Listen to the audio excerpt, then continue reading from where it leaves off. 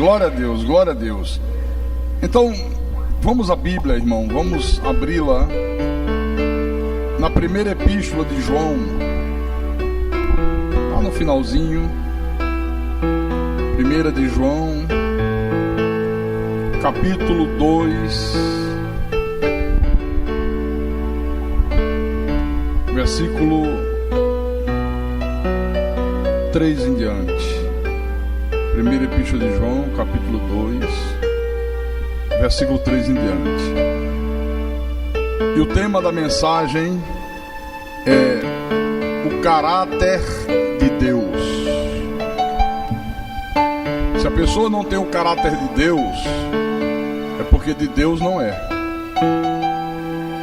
Quem é de Deus tem o caráter de Deus. Todos acharam? Encontraram? Então vou ler, tá? Ora, sabemos que o temos conhecido por isto, se guardamos os seus mandamentos. Aquele que diz, eu conheço, e não guarda os seus mandamentos, é mentiroso, e nele não está a verdade. Aquele, entretanto, que guarda a sua palavra, nele verdadeiramente tem sido aperfeiçoado o amor de Deus. Nisto sabemos que estamos nele. Aquele que diz que permanece nele, esse deve também andar assim como ele andou. Tudo diferente do que o sistema religioso ensina, né?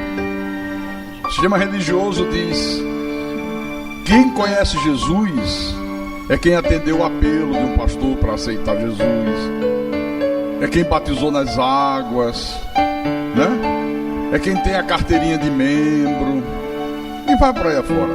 Essas bobagens que a gente já conhece. A Bíblia diz tudo diferente, completamente diferente. Vamos orar para que o Espírito Santo fale ao nosso espírito agora. Oremos. Não há nada que nos traga maior segurança, maior certeza.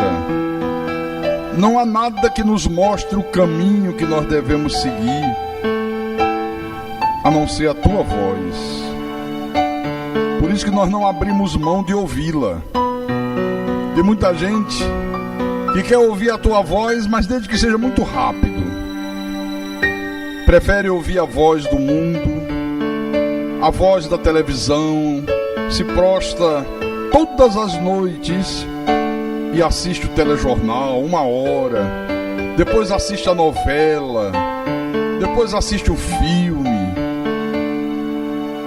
Outros preferem ouvir a voz da filosofia, a voz do humanismo, a voz da bruxaria, da feitiçaria, a voz da idolatria perversa, a voz de falsos profetas, a voz do falso evangelho. Mas nós não. Nós queremos ouvir a tua voz. Não há nada mais importante para nós do que ouvir a voz do nosso Pai, do que ouvir a voz do nosso Deus. E quando o Senhor fala conosco, o Senhor fala coisas úteis, o Senhor fala coisas que vão se refletir em todas as áreas da nossa vida. O Senhor traz conselhos, o Senhor traz ensinamentos que faz com que nós cresçamos dia após dia na tua graça, no teu conhecimento, que faz com que a gente se fortaleça, que faz com que a gente se prepare cada dia mais para o dia a dia da vida, porque a vida é dura, a vida é cheia de lutas. Nós não sabemos, Senhor, como é que são as tuas obras, nós não sabemos o dia de amanhã, nós não sabemos se virá um dia bom, se virá um dia mau. Nós sabemos só de uma coisa, que nós não sabemos de nada. É a única coisa que nós sabemos. E por isso devemos confiar no Senhor, devemos viver pela fé, devemos ser obedientes à voz do Pai, devemos nos submeter completamente a Ti. E é o que nós estamos fazendo nessa noite. Obrigado, meu Deus, porque o Teu Espírito já criou na nossa mente essa consciência. Por isso estamos aqui, que somos pessoas conscientes. Que o Teu Espírito fale nessa noite à igreja. Fale a essa pessoa, meu Deus, que deu ouvidos à Tua voz, que não mediu esforço, não mediu sacrifício, que veio para o templo depois de um dia exaustivo de trabalho, talvez de longe, pegou ônibus, ou veio no seu automóvel, gastou gasolina, teve despesa, mas veio com alegria, veio com expectativa, veio com entusiasmo, veio se regozijando pelo privilégio de estar aqui no Teu santuário. Usa-me nessa noite, meu Deus, como o Teu pastor, como o Teu profeta, como anjo que o Senhor constituiu sobre esse ministério, e fala através de mim. Dá-me a inspiração que eu tanto necessito, a sabedoria que sem ela eu não posso proclamar a Tua palavra, eu não posso anunciá-la ao mundo, porque não é por uma capacidade minha, eu não teria capacidade alguma na minha carne, mas a minha suficiência, ela vem do Senhor, ela vem de Ti, Deus de Abraão, Deus de Isaac, Deus de Jacó. E que tudo que for proclamado nessa noite, tudo que fluir dos meus lábios, que seja, meu Deus, sementes plantadas na boa terra do coração. E o Senhor disse que toda semente plantada na boa terra, ela frutifica a 100 por 1, que ela produza grandes bênçãos, que elas produzam grandes prodígios, grandes milagres na vida de cada uma dessas pessoas aqui. E que o Teu nome, Senhor, seja glorificado, seja engrandecido. Por amor do nome de Jesus eu Te peço, por amor do nome do Senhor, e que todos que creem digam amém e amém. Diga graças a Deus. Meus irmãos amados, minhas irmãs em Cristo, povo de propriedade exclusiva de Deus, nação santa, sacerdócio real, nós temos dito que estamos vivendo dias extremamente difíceis, no que diz respeito à vida espiritual, no que diz respeito ao reino de Deus, no que diz respeito à igreja de Jesus Cristo. Por quê? Porque o sistema religioso que aí fora está implantado só se preocupa com as estatísticas de crescimento numérico. Nós não vemos quase em lugar nenhum uma preocupação com a qualidade daqueles que se dizem convertidos. Não há essa preocupação. A preocupação é de crescimento. Tem que crescer, tem que crescer. Ora, nem tudo que cresce é bom. O câncer cresce, é uma desgraça, ninguém quer. Mata, traz morte, traz destruição. Então, a preocupação constante é com o crescimento numérico, não importando a qualidade. E esta é a razão porque há tanta mediocridade, tanto no caráter como na conduta de muitos que estão aí espalhados nas várias bandeira denominacional existente. Mediocridade no caráter, mediocridade na conduta. O caráter de Deus anda tão descaracterizado, irmão. Olha, na vida da maioria das pessoas que se dizem crente, ou evangélicas, ou cristãs, que a gente olha para algumas pessoas, inclusive no nosso ministério também. A gente olha para a vida daquela pessoa e vê que ela vive a sua vida espiritual de uma maneira tal que a gente fica sem saber se aquela pessoa é um vaso de honra, se é um vaso de desonra, se ela é da luz, se ela é das trevas, se ela é filha de Deus, se ela é filha do diabo. A gente fica em dúvida. Inclusive no nosso ministério, volto a repetir. É triste, mas é verdade. Hoje nós estamos iniciando 5 noites maravilhosas da graça de Deus. Cada noite nós estaremos lançando o nosso pão sobre as águas. Lembra da mensagem de ontem? Semeia a tua semente pela manhã, à tarde não retém a mão, continua a semear, porque tu não sabe qual das duas prosperará, se esta ou se aquela. Espero que todas prosperem.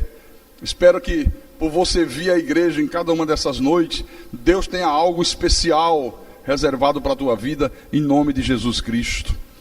Então vamos falar de coisas profundas aqui, ao longo dessas 5 noites. E tem algumas coisas que eu quero que você entenda, porque nós vamos falar muito dela ao longo desses cultos, né? Que nós vamos celebrar ao longo dessa semana. Por exemplo, abra a tua Bíblia em Efésios.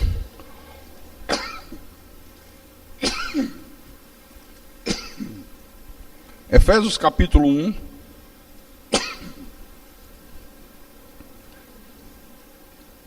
Versículo 4. Ok? Todos acharam? Então vou ler. Efésios capítulo 1, versículo 4. Assim como nos escolheu nele, antes da fundação do mundo, para sermos santos e irrepreensíveis perante ele. Olha só, olhe para mim aqui. Nós não fomos escolhidos simplesmente para sermos pessoas salvas. Não. A Bíblia diz que ele nos escolheu para nós sermos santos e irrepreensíveis. Por favor, grave isto. Não foi só para você ser um salvo. Não foi só para você frequentar um culto. Não foi só para você evangelizar. Foi para você ser uma pessoa santa e irrepreensível. Mateus, capítulo 5, versículo 48. Agora Jesus diz assim: portanto, sede vós perfeitos, como perfeito é o vosso Pai Celeste. Volto a dizer, nós não fomos chamados apenas para sermos meros frequentadores de igreja. Não, o Senhor nos chamou para nós sermos perfeitos, como Ele é perfeito. Esta palavra perfeito aqui, no texto grego original, que é teleios, ela significa maduros, equilibrados, porque a perfeição nós só teremos na vida eterna, quando recebemos de Deus um corpo glorificado. Então o sentido é que Ele nos chamou para que nós sejamos pessoas maduras, equilibradas, como Deus. Deus não faz bobagem. Deus é de um equilíbrio espetacular, né? Então Ele quer que nós sejamos também assim. Volte lá em Efésios. Efésios capítulo 4, versículo 13 em diante. Ok? Vou ler. O apóstolo Paulo diz: até que todos cheguemos à unidade da fé e do pleno conhecimento do Filho de Deus, a perfeita varonilidade, à medida da estatura da plenitude de Cristo. O que ele quer dizer com isso aqui? Olha, Deus está dizendo aqui, está mostrando para a gente nessa noite, que o importante não é apenas a pessoa nascer de novo.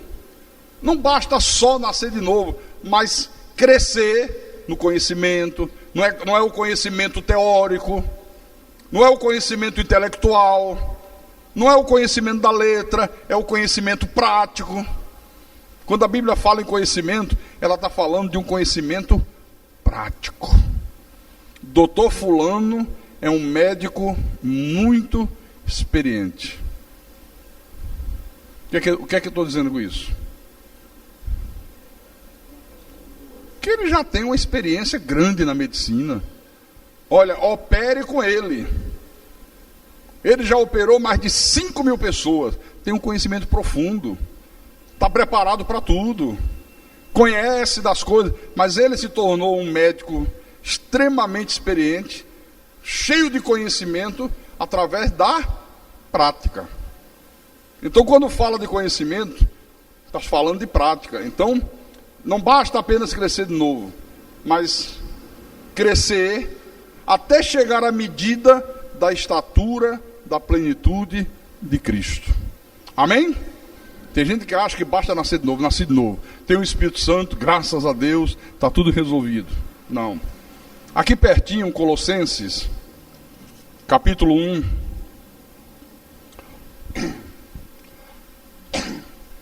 Versículo 28. Vamos ler o 28 e o 29. Agora o apóstolo diz à igreja dos Colossenses, como o Espírito Santo está falando a nós agora aqui nessa noite.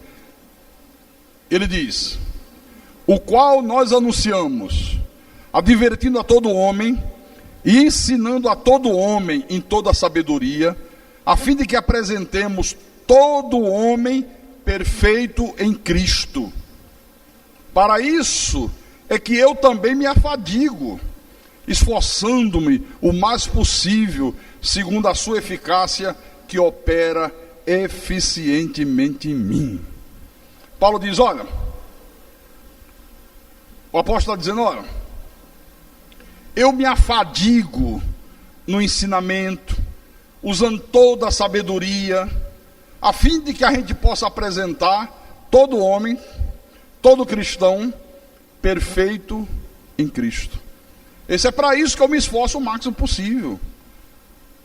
Eu digo para você, meu irmão, que o objetivo do nosso ministério, o objetivo desse ministério da Igreja Cristo é Vida, não é apenas pregar o Evangelho da graça de Deus, não é apenas salvar almas, não é apenas encontrar os perdidos, mas apresentar todo homem perfeito em Cristo. Ou seja, uma igreja composta de homens que sejam mansos, homens sábios, maridos que amem as suas mulheres como Cristo amou a igreja, maridos fiéis, mulheres que sejam esposas submissas aos seus maridos, mulheres de um caráter meigo, mulheres pacíficas, que sejam companheiras auxiliadoras, filhos respeitáveis, filhos obedientes. O nosso objetivo é ver essa juventude que chega até aqui esse templo e prepará-los segundo os ensinamentos da palavra, preparar rapazes e moças para que cheguem virgens ao casamento, como Deus determina na palavra dele. Que os mais velhos vivam um tipo de vida tal que venham a ser honrados pelos mais jovens. Uma igreja composta de crianças felizes, de crianças que sejam educadas pelos seus pais no amor e no temor do Senhor Jesus Cristo, de homens trabalhadores, homens responsáveis, homens absolutamente fiéis, mulheres virtuosas, mulheres alegres, mulheres cheias de boas obras. Esse é o objetivo maior da igreja. Não é só pregar o Evangelho, não é somente salvar os perdidos, encontrar as ovelhas perdidas da casa, e assim, e daí? E para nisso? Por isso que Paulo disse, é por isso que eu me afadigo, é por isso que eu me esforço o máximo possível, para apresentar todo homem perfeito em Cristo. Na verdade, um povo diferente, não é? Discípulos de Jesus, cuja vida, cuja maneira de proceder, cujo estilo de vida seja amar ao próximo, amar a Deus, servir da maneira que Deus quer ser servido, discípulos obedientes, discípulos que sejam exemplo em tudo para a sociedade lá fora. Esse é o objetivo maior do nosso ministério. É por isso que eu me afadigo tanto. Você acha que nós vamos fazer 5 noites maravilhosas da graça de Deus? Para quê? Você acha qual é o objetivo disso? Só fazer uma coisa diferente? Só uma semana que a gente vai vir toda noite à igreja? Não. Você não sabe o trabalho que me dá preparar esses cultos. Já foram 2 ontem, mais 5 ao longo da semana, 7, mais 2 no próximo domingo, 9, mais o da quinta-feira passada, não foi? Foi quinta-feira passada? Foi 10, mais os da outra semana, que eu também vou permanecer aqui. Você pensa que é fácil isso aqui? Qual o objetivo? Apresentar todo homem perfeito em Cristo, maduro, experiente. Esse é o objetivo, né? Mas tem gente que já se acha maduro, já se acha perfeito, nem aparece, né? Acha muito, mas toda noite, e a igreja. Mas o cara, quando bebia toda noite. A pessoa, quando fumava todos os dias. Quando ela ia para o forró, não media distância. Para ir se divertir, para ir participar de uma noitada, queria nem saber. Agora, para Deus é difícil, né? Só que Deus vê tudo. Bom, tem um personagem bíblico que nós vamos falar muito dele, como exemplo de conduta cristã, né? Como exemplo de uma pessoa que manifestava o caráter de Deus, independente de onde ele estivesse, independente da circunstância que ele estivesse vivendo. Eu estou falando de José, filho de Jacó. Vamos falar muito desse homem aqui. Abra em Gênesis capítulo 39, versículo 1. Vamos começar. E hoje é apenas um preâmbulo. Cada dia a gente vai falar coisas mais fortes, coisas profundas, coisas que talvez você nunca tenha ouvido. Então, todos encontraram? Então vamos à leitura do texto sagrado. José foi levado ao Egito e Potifar, irmão oficial de Faraó, comandante da guarda egípcio, comprou dos ismaelitas que o tinham levado para lá. Segura um pouco aí. Por que José foi levado ao Egito? Porque os irmãos de José queriam matá-lo, tinham inveja de José. José era um rapaz espiritual, José tinha visões de Deus, Deus fazia José ter sonhos espirituais. E quando ele começou a demonstrar essa espiritualidade, a demonstrar essa comunhão com Deus, os irmãos se encheram de inveja. Um dia ele foi visitar os irmãos no campo, o pai dele mandou, quando os irmãos viram, lá vem o tal sonhador, lá vem o espiritual, lá vem o cara que tudo com ele é Deus, vamos matar esse sujeito. Aí Deus usa um deles, não vamos matar o irmão, poxa, a gente vai ficar com uma consciência pesada, que tal a gente vendê-lo como escravo? Né? Deus já estava se manifestando na vida desse homem. E aí, tiram as roupas de José, jogam José dentro de um poço, aí vem uma caravana de ismaelitas, e eles, olha, nós temos um escravo aqui para vender. E vende, e José é levado para o Egito, e quando chega no Egito, esse homem aqui, Potifar, que era o oficial de Faraó, compra José como escravo. Nós sabemos que nada acontece nesse mundo sem que seja com a permissão de Deus, sem que seja Deus fazendo ou Deus permitindo que alguém faça.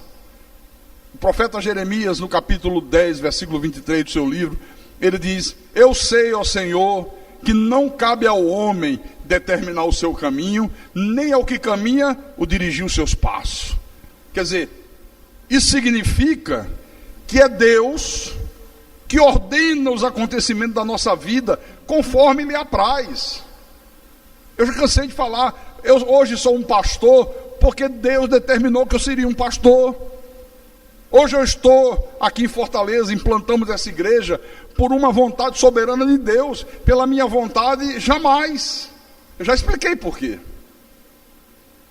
Então é Deus que determina tudo. É Deus que ordena todas as coisas.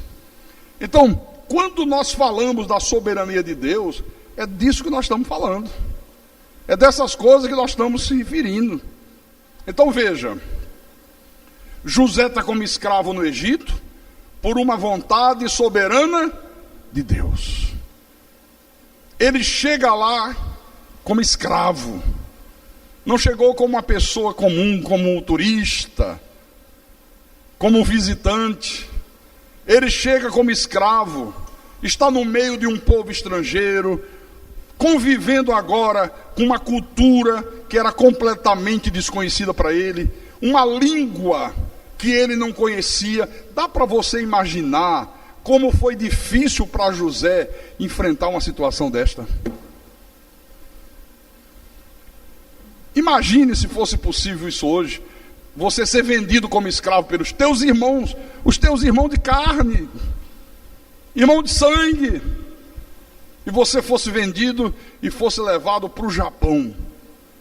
Imagina você no Japão, um povo estrangeiro, uma cultura que não tem nada a ver com a nossa, você não sabe nada sobre a cultura japonesa, uma língua, caramba, você não sabe o que o cara está dizendo. Era a situação de José.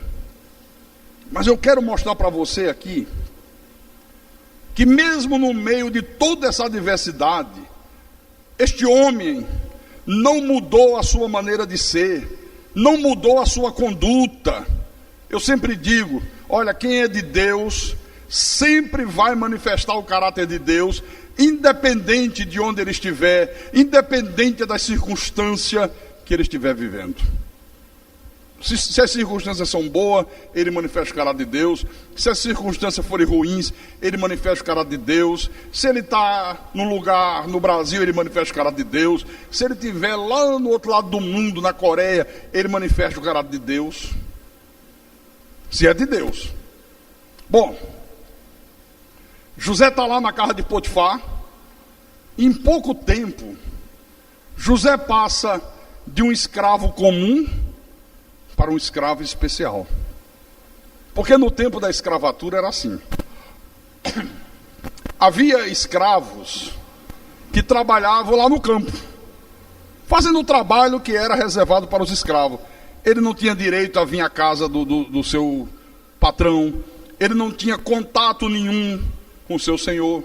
Mas havia os escravos especiais, que os donos de escravo escolhiam a dedo. E dizia, não, esse aqui eu quero que me sirva. Esse aqui eu gostei. Ele tem qualidade. Ele vai me servir na minha casa. Ele vai ter contato comigo.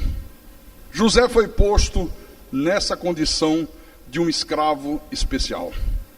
Agora a pergunta é, por que é que ele foi posto nessa condição especial, nessa condição privilegiada? Alguém saberia dizer?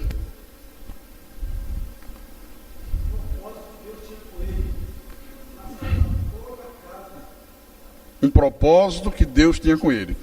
Tá bom. Quem mais? Alguém tem outra opinião?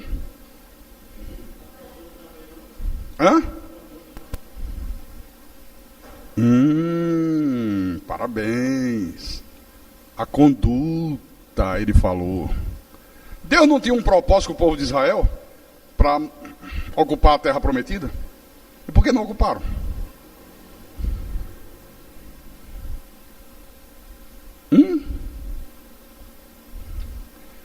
Vamos deixar a Bíblia responder. O irmão ali já deu uma pincelada legal. Vamos lá. Versículo 2 em diante. Capítulo 39 de Gênesis. O Senhor era com José, que veio a ser homem próspero, e estava na casa de seu senhor egípcio.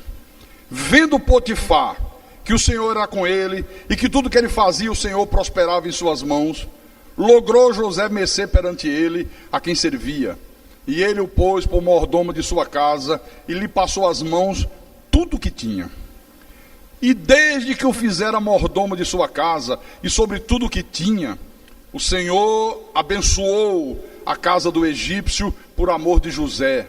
A bênção do Senhor estava sobre tudo que ele tinha, tanto em casa como no campo. Potifar, tudo que tinha, confiou às mãos de José, de maneira que, tendo por mordomo, de nada sabia, além do pão com que se alimentava. José era formoso de porte e de aparência. Veja, o Senhor era com José. Mas o Senhor era com José por quê? O que Jesus disse? Se permanecerdes em mim, e as minhas palavras permanecerem em vós, pedireis o que quiserdes, e vos será feito. Lembra? Então a verdade é esta, é que o Senhor era com José, como está aqui no texto, porque José permanecia em Deus, e as palavras de Deus permaneciam nele. Por isso que o Senhor era com ele. Porque mesmo que Deus tivesse propósito com José, se José não tivesse esse tipo de conduta, não ia chegar a lugar nenhum. Tem gente que diz assim: ah, pastor, puxa vida, como eu queria que o Senhor fosse comigo, que Deus fosse comigo. Eu digo, mas Deus pode ser contigo. Ah, não. Pode, assim como ele foi com José, ele pode ser com você. Ah, pastor, mas quem era José? Quem sou eu? José era homem igual a gente, sem tirar nem pôr. Não pense você que ele era o queridinho de Deus, sabe? Uma pessoa especial, por isso Deus o escolheu. Não, absolutamente não. O problema é que para algumas pessoas é mais fácil imaginar que José era um super-homem, né? Era um ser especial, era o queridinho de Deus, ao invés de olhar e perceber que José levava Deus a sério, e por isso Deus era com ele. É mais fácil imaginar, não, quem sou eu? José era José, igual a você. Agora ele era um homem que levava Deus a sério, e por isso Deus era com ele. Se você levar Deus a sério, se a palavra de Deus se tornar a regra que vai pautar a tua conduta, que vai pautar o teu procedimento, as tuas atitudes, o Senhor será contigo como foi com este homem aqui. O Senhor será contigo como foi com José. Então, José era uma pessoa tão amada por Deus, que Deus sempre se manifestava em favor dele. Por isso que Deus vai lá, toca no coração de Potifar, faz Potifar olhar para José com bons olhos, enxergar que havia alguma coisa diferente em José, que o procedimento de José era diferente de todos os outros escravos. Tudo isso foi Deus que fez. Foi Deus que toca no coração de Potifar e faz ele enxergar José com bons olhos, e diz: agora pega ele e coloca ele numa posição privilegiada. Olha, você que está aqui nessa noite, se você quer ver Deus se manifestar de uma maneira favorável em favor da tua vida, está aqui a fórmula. Qual é a fórmula? Leve Deus a sério, permaneça todos os dias numa submissão total a Deus. Deixe que as tuas atitudes sejam tomadas, sejam pautadas de acordo com a palavra de Deus. Aí você verá Deus se manifestar favoravelmente em teu favor, em nome de Jesus Cristo. Não existe outra maneira, não existe fórmulas mágicas. Não adianta ficar dando ouvidos a falsos pregadores, a falsos pastores, que às vezes estão lá no rádio, às vezes estão na televisão, dizendo: não, se você fizer uma corrente de 12 semanas, se você der o teu dinheiro, se você fizer um pedido na Fogueira Santa, se você der R$910, Deus vai resolver todos os teus problemas, Deus vai fazer você se tornar uma pessoa vitoriosa, Deus vai fazer com que os teus sonhos se tornem realidade. Isto é mentira. Isso nunca foi ensinado aqui na Bíblia. nem pelos antigos profetas, nem pelos apóstolos. Isso nunca foi ensinado pelo Senhor Jesus Cristo. Isso não está na Bíblia. Dá para você entender isso? Não está na Bíblia. Ah, pastor, mas espera lá. A maioria das igrejas, pastor, ensina exatamente assim. Eu já falei aqui inúmeras vezes, já cansei de falar, mas nunca é demais repetir. As igrejas que ensinam essas barbaridades, elas só têm um probleminha, um só. Elas não são de Deus, são do diabo. Tem nada, absolutamente nada a ver com Deus. O que Jesus ensinou, eu falei, mas vou mostrar o versículo, para você marcar na Bíblia. Livro de João, capítulo 15,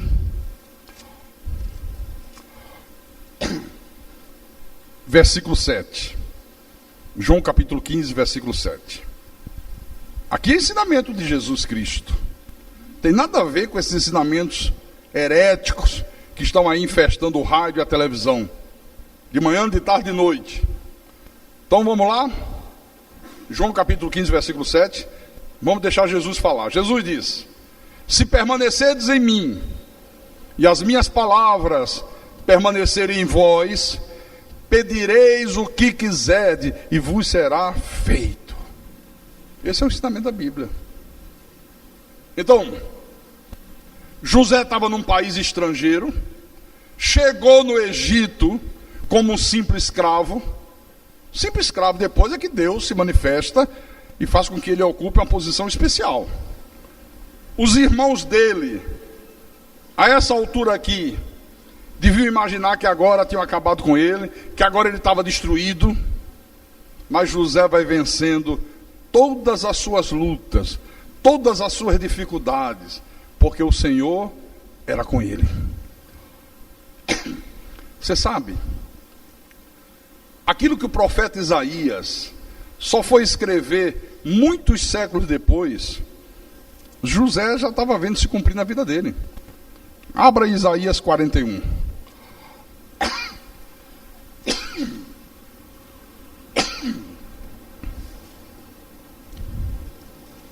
Isaías 41, versículo 9 e 10.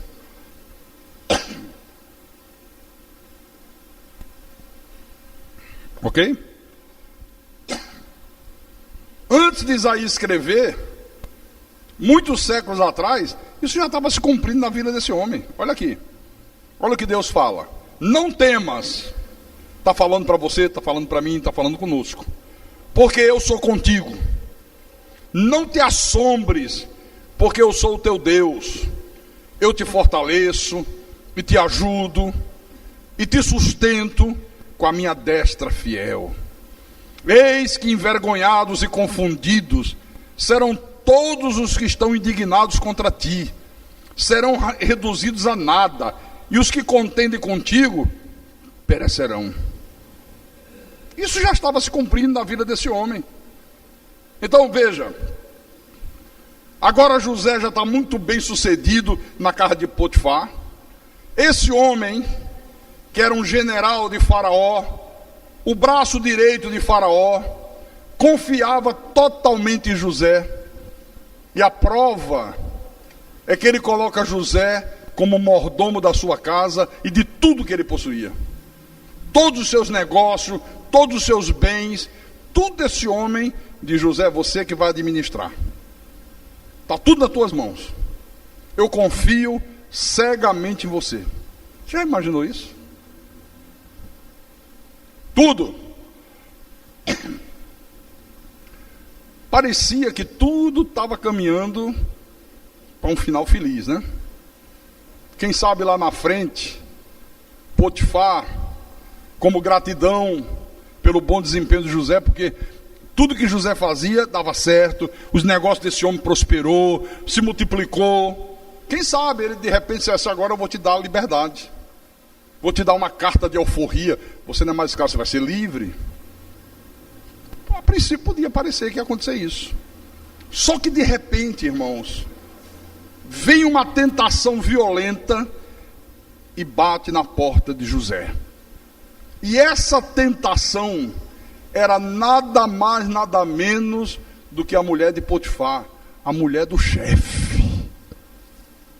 Dá para você imaginar o problema? A mulher do chefe. Volte lá. Gênesis 39. Capítulo 39. Vamos ler do versículo 7 em diante.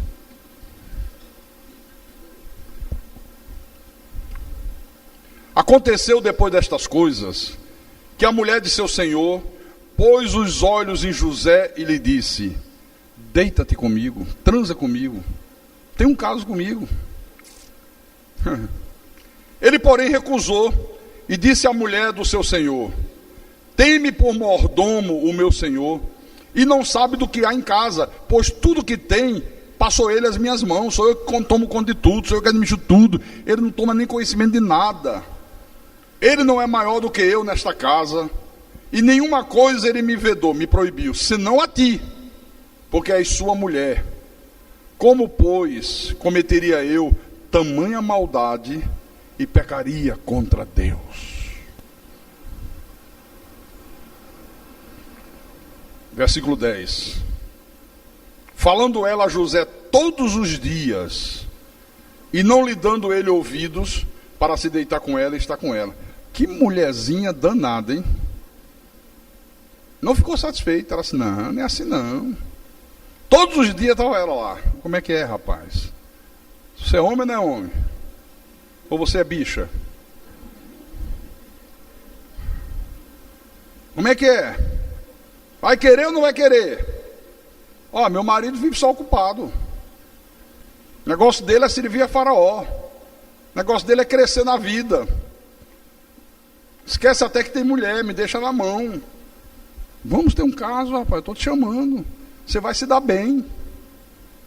Olha, eu sou mulher do homem. Eu vou te beneficiar, que você não faz ideia do que eu vou fazer por você. Todos os dias, meu irmão, isso aqui, ó. José disse: não, não posso. Versículo 11. Sucedeu que, certo dia, veio ele à casa para atender aos negócios, e ninguém dos de casa se achava presente.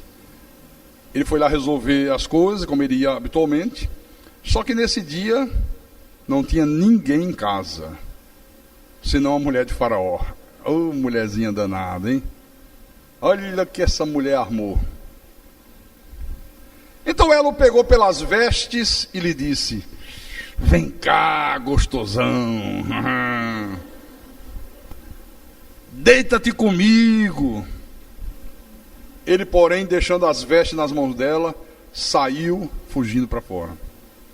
Se desvencilhou: não, pare com isso, não vou fazer. E se esperneou.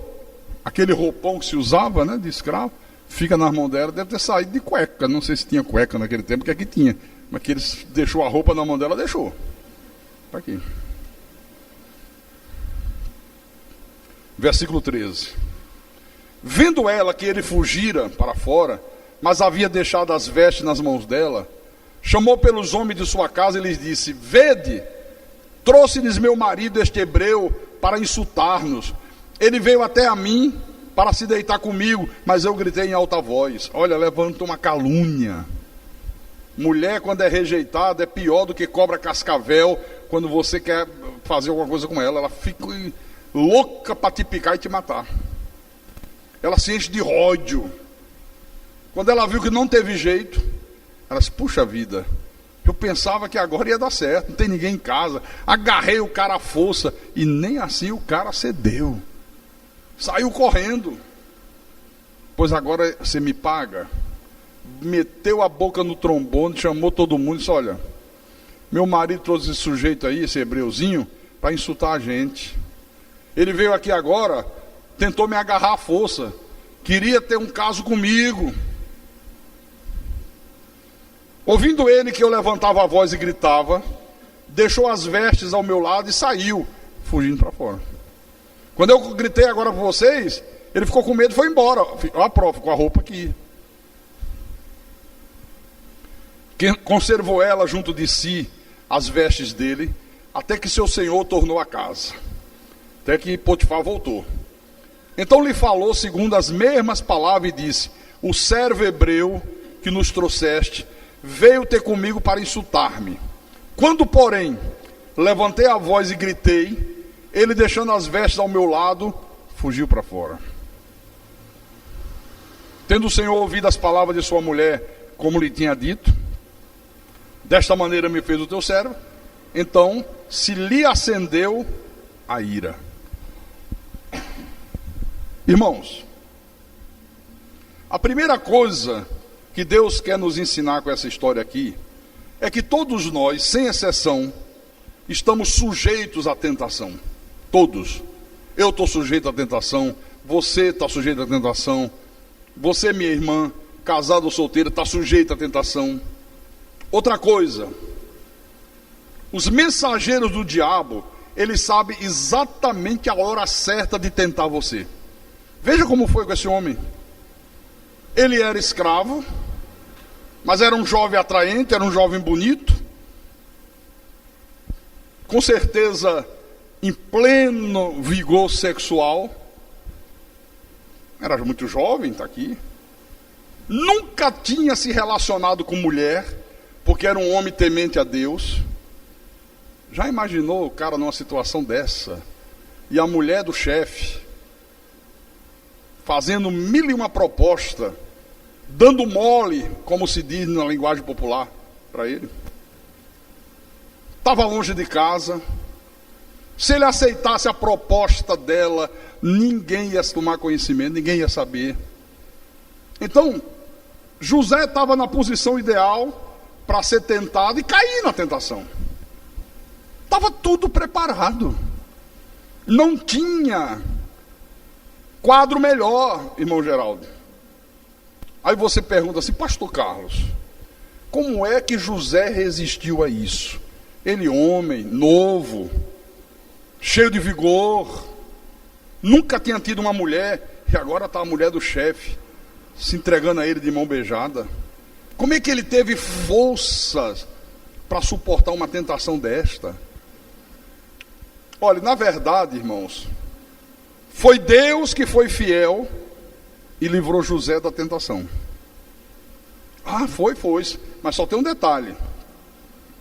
Deus só faz isso à medida que nós estamos levando Deus a sério, à medida que nós estamos vivendo uma vida de comunhão com Deus, à medida que nós estamos vivendo uma vida de uma submissão total a Deus. Aí Deus faz isso. Paulo escreveu aos Coríntios, 1 aos Coríntios capítulo 10, ele explica isso aqui. Versículo 13. 1 aos Coríntios capítulo 10, versículo 13. Ele diz assim: não vos sobreveio tentação que não fosse humana, mas Deus é fiel e não permitirá que sejais tentado além das vossas forças. Pelo contrário, juntamente com a tentação, vos proverá livramento, de sorte que a possais suportar. Então, primeira coisa, toda tentação é humana. Não é o demônio que vem e tal, e entra na cabeça e leva a pessoa para pecar. Porque no sistema religioso de Jerusalém, que está aí estabelecido, a pessoa vai, peca, aí vai ao pastor: pastor, eu pequei, eu adulterei. Aí o pastor diz: fica tranquilo, vamos orar, porque isso foi o demônio do adultério, o demônio da prostituição. Quer dizer, quando se faz um negócio desse, irmão, está se tirando dos ombros da pessoa a responsabilidade do que ela fez. Ela não é responsável, o responsável é o demônio. Não é assim ou não é assim? Então, a responsabilidade de resistir à tentação, seja ela qual for, é de cada um de nós individualmente. A pessoa peca porque ela decidiu pecar. Às vezes não está bem com Deus, às vezes está brincando com as coisas de Deus, está brincando com vida espiritual, e vida espiritual não se brinca, não tem firmeza, aí vem a tentação e ela cai na tentação. Essa que é a verdade. Quando você está levando Deus a sério, quando a palavra de Deus se torna o parâmetro para o teu viver, para as tuas atitudes, sabe? Para os teus pensamentos. Olha, uma coisa interessante, sabe o que é? Logo cedo, você começa a definir valores que durante a tua vida você não vai abrir mão deles por nada nesse mundo. Logo cedo você começa a definir valores. Aí, quando vem a tentação, quando chega a hora do bicho pegar, quando chega a hora da onça beber água, esses valores estão tão firmes no teu coração, estão tão firmes na tua mente, que você vai ter convicção e coragem para tomar decisões que glorifiquem o nome de Jesus Cristo. E mais, isso aqui vale para todos os tipos de tentações. Não é só para tentação sexual, não. Quando eu tinha a loja de importados, a Free Shopping Europa, eu já contei a história aqui, não vou repetir. Essa loja era a melhor importadora do norte e nordeste do Brasil, em Recife. Na época eu não conhecia o Evangelho da Graça de Deus, e aí comecei a fazer besteira, comecei a deixar a igreja e viajar para o exterior. Às vezes ficava 30 dias, 40 dias, e a igreja na mão de pastores auxiliares. E eu nunca podia fazer isso, porque a palavra de Deus diz que não pode. Mas eu fui. E eu usava como desculpa que eu estava fazendo isso para a loja crescer, que nós íamos formar uma rede de loja no Brasil inteiro, e que a loja ia render tanto dinheiro que só o meu dízimo ia manter a igreja. Onde é que está na Bíblia que uma pessoa só tem que manter a igreja? Mas quando você quer fazer as coisas erradas, você sempre bola essas desculpas bobas, né?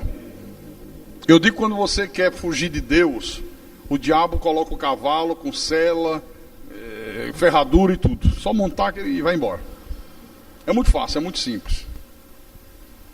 Só que a Bíblia diz: com Deus não se brinca, de Deus não se zomba. O que o homem semear, isso também se fará. Começou um sucesso extraordinário.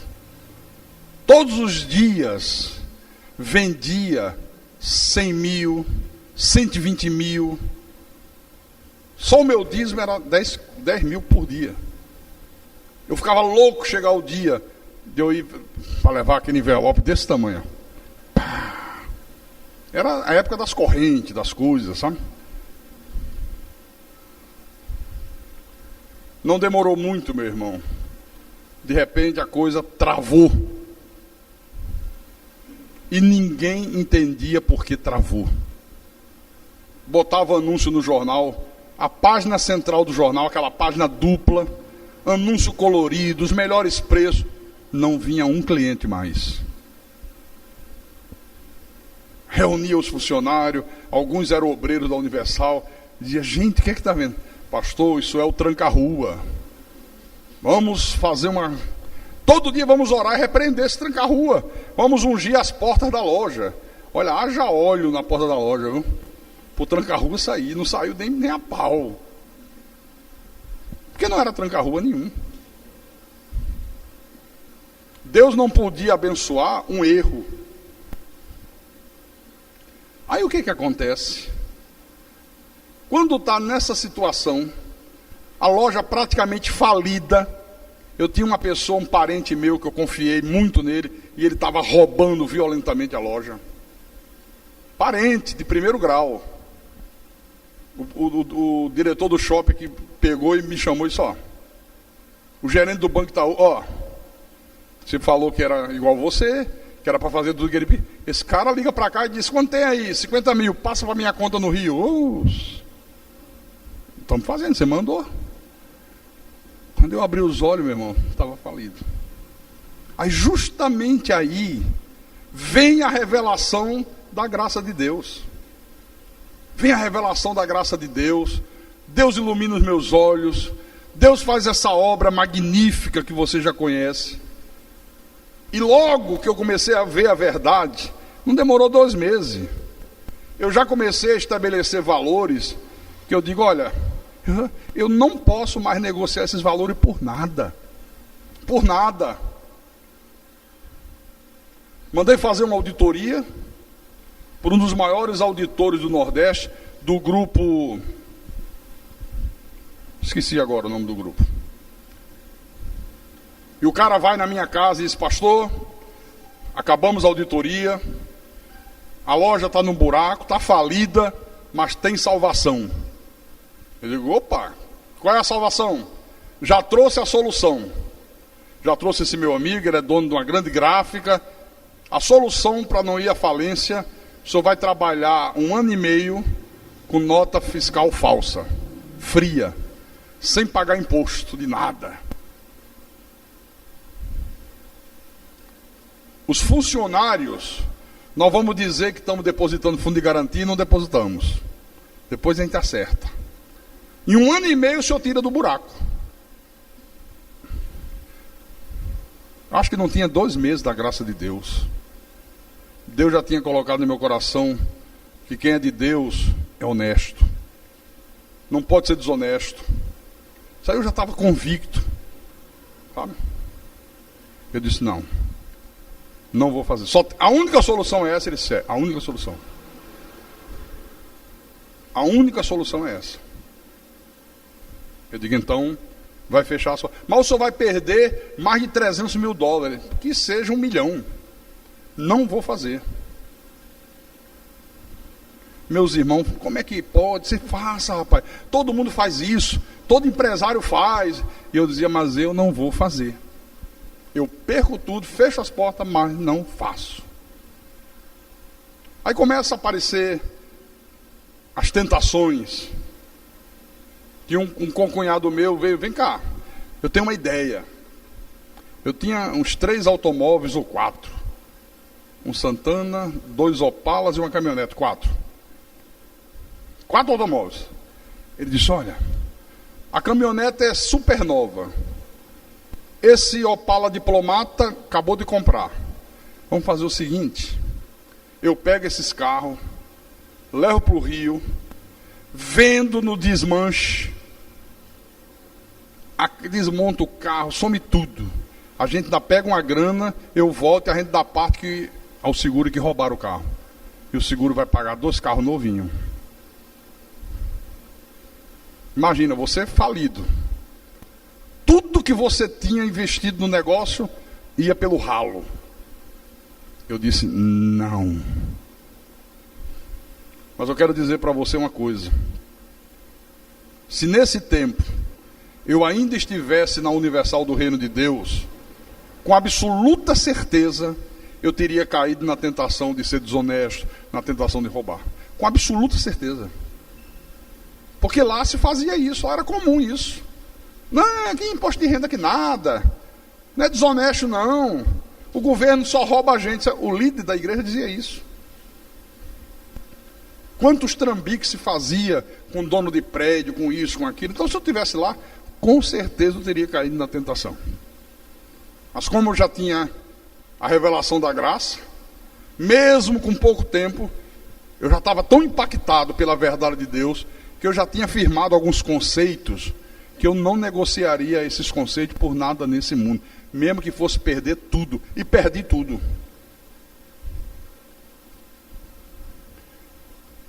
Eu quero terminar dizendo para você o seguinte: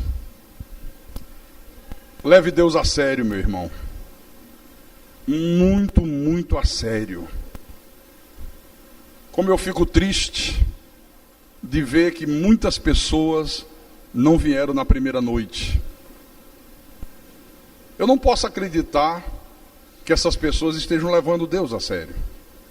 Tirando as exceções, claro. Tem exceções. Pastor Hércules, por exemplo, ia estar aqui. Pastor, olha só, não é que eu tenho prova amanhã, e se eu perder essa prova eu sou reprovado, mas eu vou deixar para lá. Tu tem um bom senso, né? Eu digo, não. Você não vai perder um ano de faculdade por causa de uma falta. Não tem cabimento. Mas pastor, não, mas pega mal, pastor. Não. De jeito nenhum. Você vai fazer a tua prova. Isso aí é uma exceção. Não, tem que ter bom senso. Por isso que ele não está aqui. Que por ele estaria. Eu aqui disse, não pode. Então, tenha comunhão diária com Deus. Paute as tuas atitudes em todas as áreas da vida de acordo com a palavra. E outra coisa, defina logo, de uma vez por todas, por favor, quais são os valores que você não abre mão deles para nada, para a honra e glória do nome de Jesus. Por exemplo, ter honradez. Eu falei um dia desse aqui do ex-vice-presidente José de Alencar, que lutou não sei quantos anos contra o câncer, e ele dizia, eu não tenho medo da morte, eu tenho medo da desonra. Disso eu morro de medo, ser desonrado, ser visto como um mau caráter. Então defina valores que você não negocia por nada.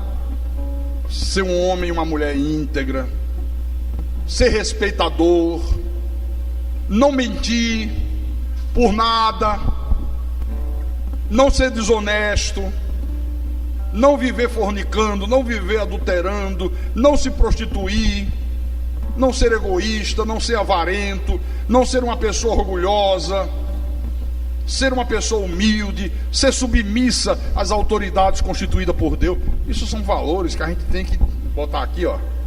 Dizer, esses valores eu não negocio por nada, nem que custe a minha própria vida. Porque quando nós estávamos mortos em nossos delitos e pecados, tudo estava virado de ponta cabeça na nossa vida, estava tudo errado. Tudo que a gente fazia era unicamente para satisfazer o quê? A nossa carne, o nosso eu. Nós não estávamos nem aí para Deus, queríamos nem saber das consequências.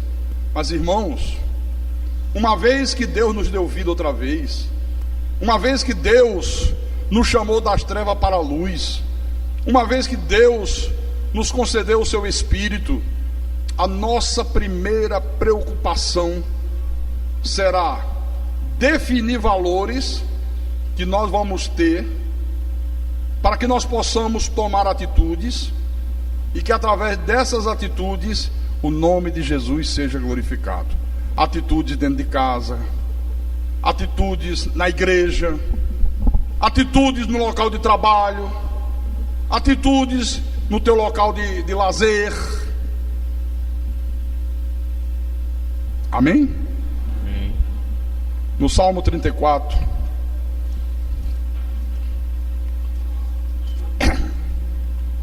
Salmo 34, versículo 14, o Espírito Santo diz: aparta-te do mal e pratica o que é bom. Procura a paz e empenha-te por alcançá-la. Olha, qual é a ordem de Deus? Aparta-te do mal. Nem que tenha que sair correndo, nem que seja chamado de frouxo. Não foi o que José fez?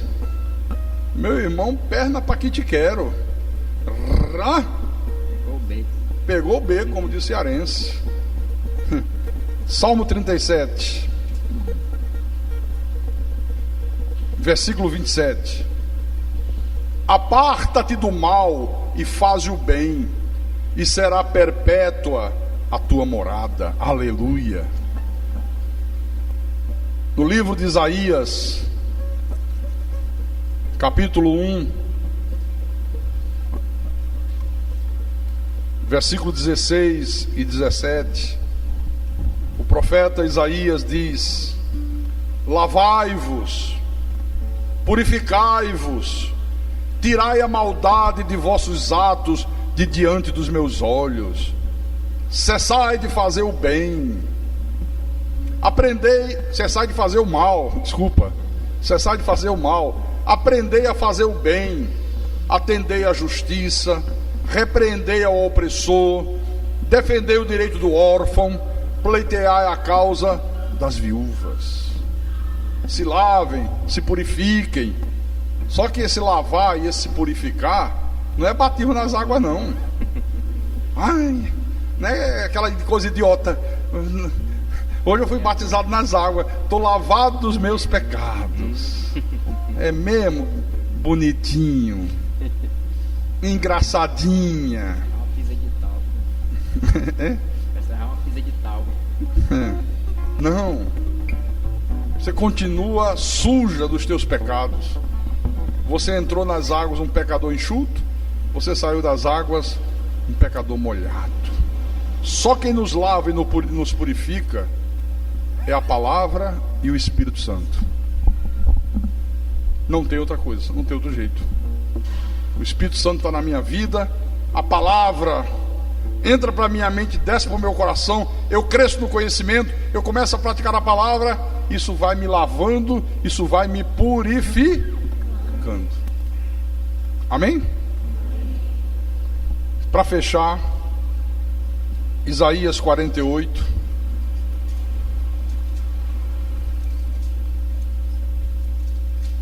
versículo 18.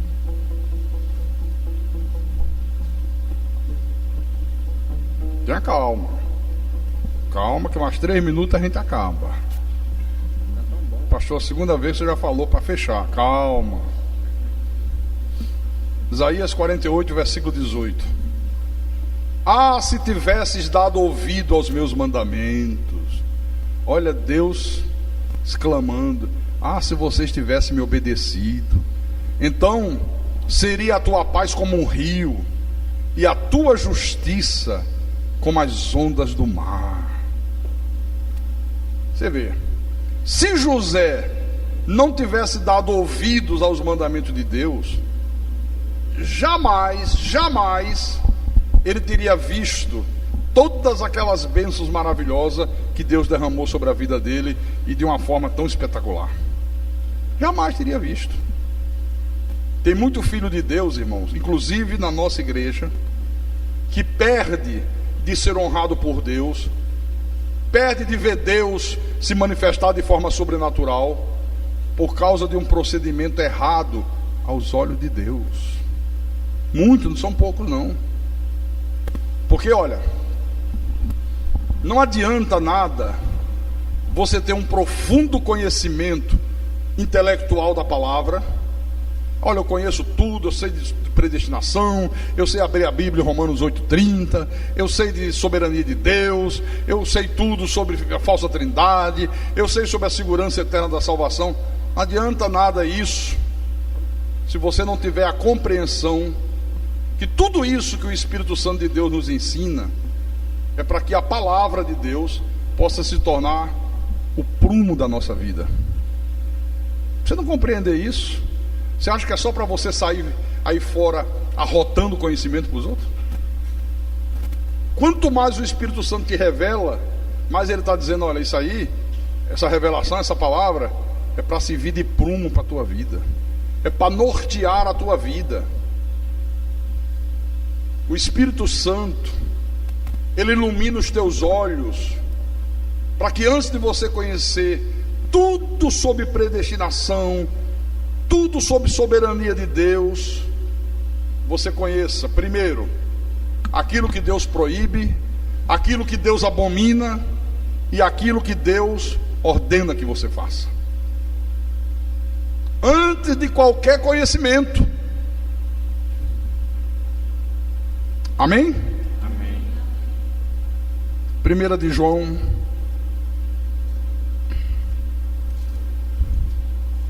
1 de João capítulo 3,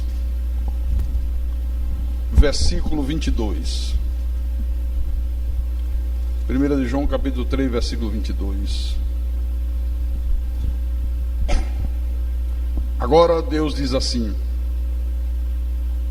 e aquilo que pedimos, dele recebemos, porque fazemos jejum todas os dias da semana. Porque fazemos corrente de libertação. Porque mandamos R$910 por Silas Malafaia.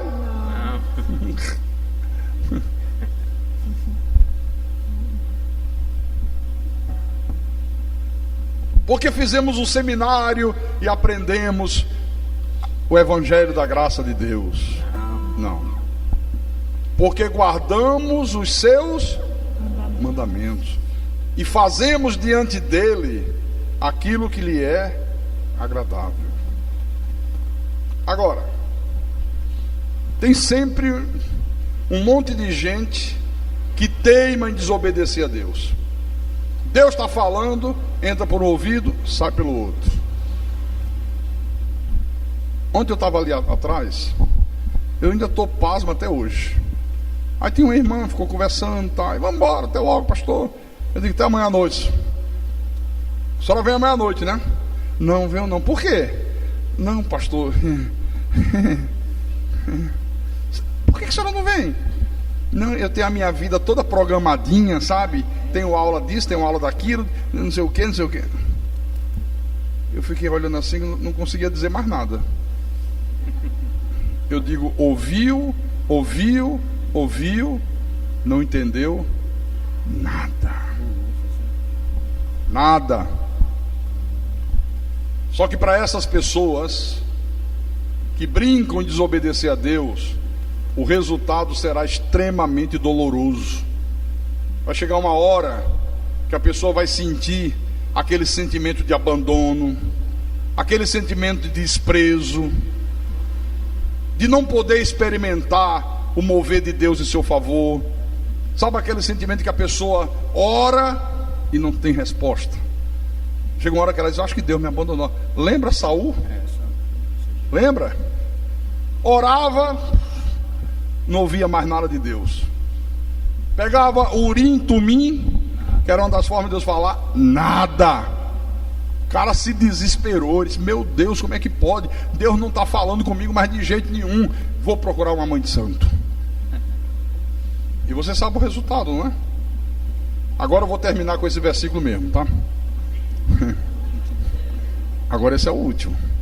Isaías 59, que é para essas pessoas, né? Que é para elas. Isaías 59, versículo 1 e 2.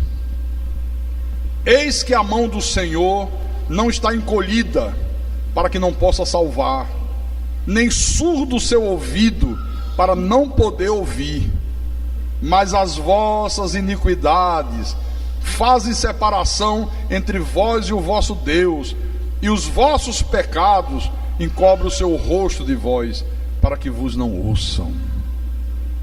Já pensou que coisa trágica é isso aqui? Trágico. A mão de Deus está sempre pronta, né? Para abençoar, para curar, para libertar. Os ouvidos de Deus estão sempre abertos para ouvir o clamor do seu povo. Mas ele diz, mas tem uma turma aí que teima em viver em desobediência. E essas desobediências estão formando um muro enorme entre eu e eles. Mas é grande, alto, largo, que por mais que grite, Deus não ouve. As desobediências dele estão encobrindo o meu rosto deles. É como se colocasse uma placa de metal, de aço, grossa, entre o meu rosto e eles. Não tem como eu vê-los. Olha o que é que a iniquidade faz. Olha o que é que o pecado faz. Isso é só um preâmbulo. Isso é só uma pincelada de leve, porque coisa forte mesmo vem a partir de amanhã. E quem tem ouvidos para ouvir, que ouça o que o Espírito falou à igreja nessa noite, em nome de Jesus, para a glória de Deus.